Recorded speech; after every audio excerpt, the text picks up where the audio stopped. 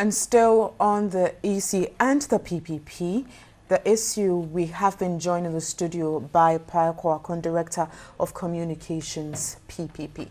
Good afternoon and thanks for agreeing to be here in the studio. Good afternoon and thank you for having me. Now, the EC did mention, if I can read this, the EC did mention that they were charging 50 cities and 10,000 cities filing fees for presidential and parliamentary candidates. Now, and you said you were going to take this to court because the fees are very high. Have you achieved what you wanted? No, the case is yet to be called by the court. And as we have it, the case will be heard on 11th October.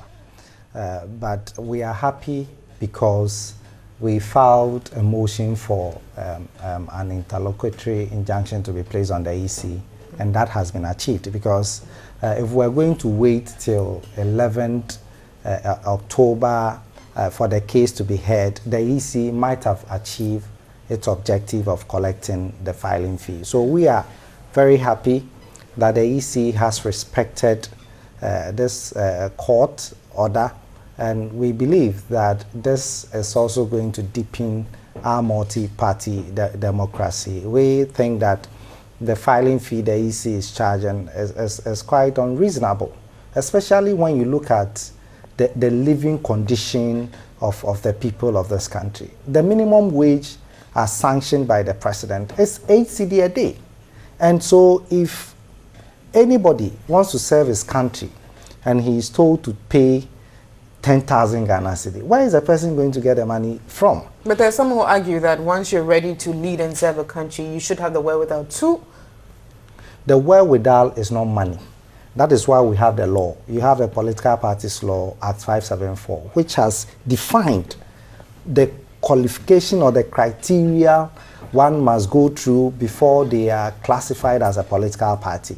And it talks about having offices in 2/3 of the district, declaring your sources of funding, and so on and so forth. So that is very clear. It has nothing to do with money. There are others who also believe that just 2 months away to the elections and your party is just engaging in an unnecessary litigation. This cannot be an unnecessary litigation. Rule of law is better than the rule of any human being. We believe that it is better for us to go to court to seek for an interpretation of the law than for us to go on the streets and then take the law into our own hands and do what may please us. We think that what the PPP has done is a good cause, and they need to be applauded because there is a gap in our law.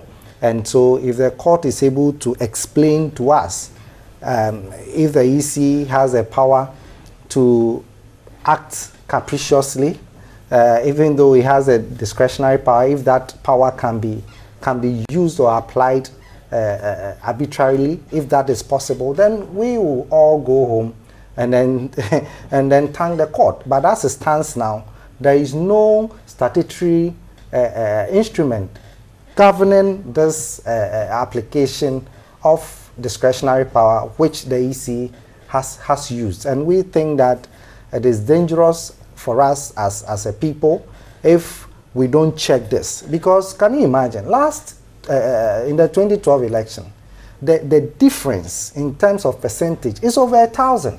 Now, if I can cut you there, some political parties like your party, some of them are willing to pay and don't see anything really wrong with this. If you're given the opportunity, aside the courts, how much would you want to pay as political parties? We are looking at the minimum wage because that is the best way. Can you give me an exact figure? Oh, we are looking at 8 cedi. Let's even raise it to 10 cedi. 10 cedi times 10. That should be it. That should be it, because even those we are learning from in the UK, they pay 250 pounds, which is less than 1,400. In the US, it is $200, which is less than 1,000. In South Africa, it is 1,000 rand. So if we sit here with all our problems, with all the suffering, and we want to charge exorbitantly so that other people who have the interests of the country at heart will be stopped from pursuing their goals, this is quite discriminatory. And as progressive as we are, we must take this thing to court for the court to decide on the matter. Now, as political parties, again, back to some having a divided front, thinking that, yes, we can do it. Others also think that, no, it's too exorbitant. It should be cut down. You're going forward as PPP, but are you working together with some of the other political parties, or you're just doing this as PPP alone? We are doing this as PPP, a party that cares about the ordinary Ghanaian, because we are also looking at the quantum. You see, if you multiply 10,000 by 275 MPs plus 50,000, that's about 2.8 million. Where are we going to get the money from? So what will happen is that people may then have to resort to certain unorthodox means of getting the money to file. And that will also be dangerous for our democracy. And so, as it stands now, we've had calls from the NDP. Madam Kunedua Ajima-Rawlings, she is ready to join the suit. We've also heard IPP, Kofi Akpalu, he is ready to join, as well as several other people. Because you see, what we are doing, we are not doing for ourselves. We are doing for generations yet unborn. Okay. If filing fees are going to be increased 1,000 every 4 years, you can imagine if you do the projection for the next 16 years or the next 8 years, where are we going to get the money from? Political parties are not a business entity. They are not. They don't manufacture money.